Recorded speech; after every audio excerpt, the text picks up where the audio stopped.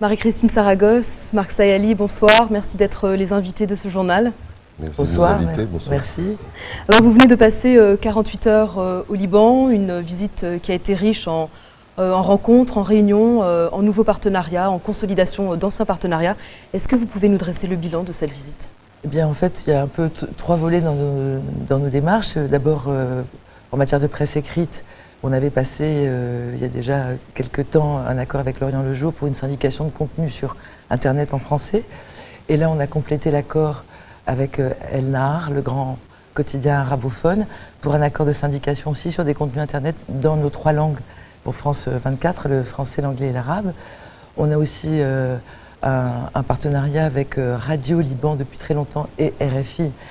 Et on a aussi consolidé le partenariat entre Monte Carlo Doualiya et Pax, la radio Pax, donc pour consolider notre diffusion sur cet émetteur au Liban pour notre radio arabophone. Et puis bien sûr la télévision, depuis donc 2 ans, presque 2 ans, on a une très jolie émission, cher Nour, qui s'appelle Code 24, qu'on adore. Et donc c'était un peu expérimental, et puis là on s'est vraiment marié avec Futur. On a signé donc un accord autour de cette émission avec des prolongements, des perspectives pour des correspondants en partage et pour de la formation. Voilà, donc, et ça venait compléter l'accord qu'on avait aussi avec Télé Liban pour des reprises de programmes en arabe cette fois-ci sur Télé Liban. Et puis on a aussi un accord avec l'université Balamande qui nous permet de recevoir, cet été on va avoir 2 stagiaires, n'est-ce pas Marc? Oui, 2 journalistes qui ont gagné une sorte de concours du meilleur journaliste potentiel qui vont venir travailler à France 24 pendant quelques mois avec nous. Et nous sommes très heureux de les accueillir. Donc en fait c'est un peu exceptionnel le Liban parce que tous nos médias sont là, toutes nos langues sont là, enfin en tout cas toutes les langues de France 24 et c'est pas forcément le cas dans d'autres pays dans le monde. Mais alors justement, qu'est-ce qui explique cette proximité avec le Liban, avec le public libanais? Vous êtes ici depuis de nombreuses années, vous renforcez toujours davantage vos partenariats. Qu'est-ce qui explique cette proximité? Alors on va peut-être répondre à 2 voix, mais parce que Marc, comme il est parti pris lui, puisqu'il est quand même franco-libanais. Mais simplement, c'est assez rare d'avoir un pays d'abord qui cultive le plurilinguisme et le multiculturalisme comme le Liban. Ça nous ressemble, quelque part, on peut vraiment être présent sur tous les fronts ici parce que ça nous ressemble. Encore une fois, un pays qui parle à la fois arabe, évidemment, mais aussi français et anglais.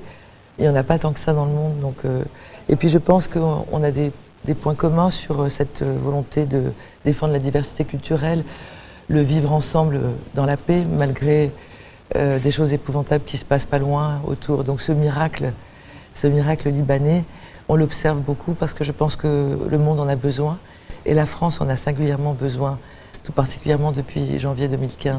Donc c'est un pays qui nous est cher. Et puis c'est un îlot de liberté d'expression.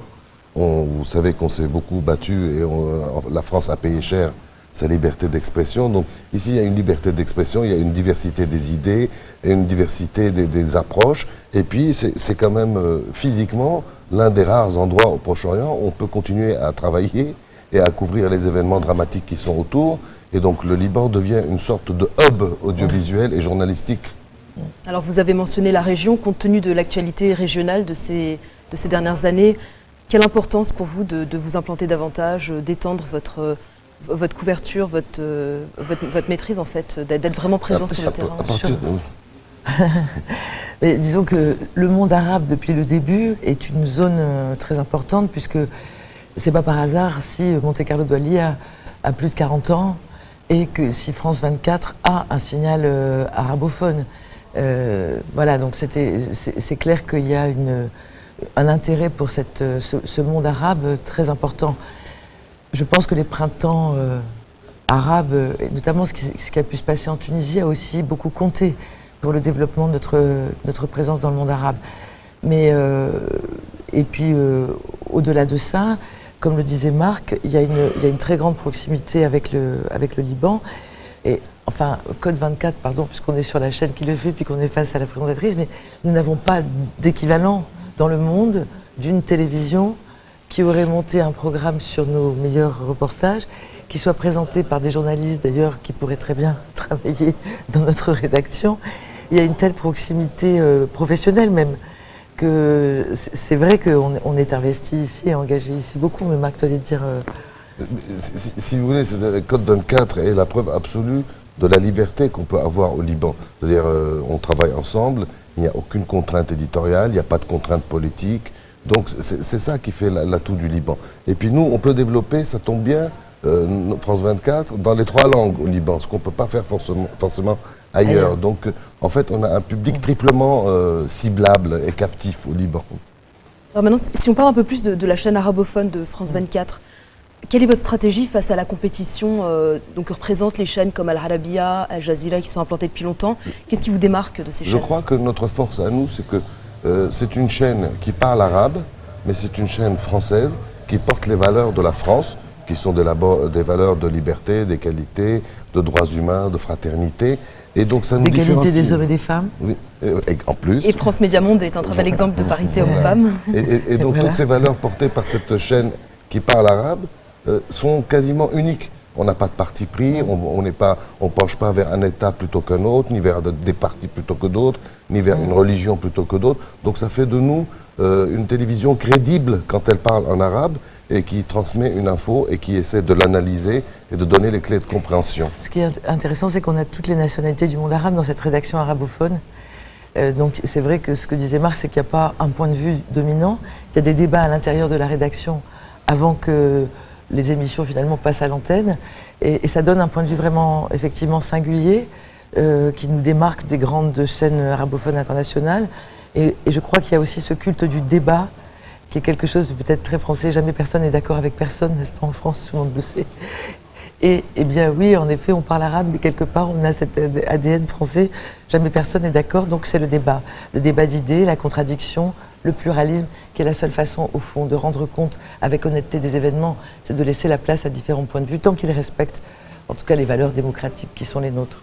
Il y a une autre différence avec les grandes chaînes arabes, c'est qu'eux, ils sont riches, nous, on n'a pas d'argent. Donc on est obligé d'être inventif et créatif. Ici, au Liban, alors, on les salue, hein, ceux qui regardent Futur et qui nous regardent aussi, parce qu'il y a à peu près un cadre et dirigeant sur 3 qui regarde au moins une fois par semaine France 24, qui fait partie du top 5 des chaînes d'information les plus regardées ici. Et Monte Carlo Doualiya est aussi, rassemble 16% du public libanais chaque semaine. Donc en fait, on a un retour qui nous conforte dans le fait que notre message est écouté et attendu ici. Il y a une preuve par la mesure, hein, plus 11% d'audience en un an. Mondial. Mondial sur pour France 24. C'est considérable. C'est 46 millions d'auditeurs. Par semaine. Par semaine.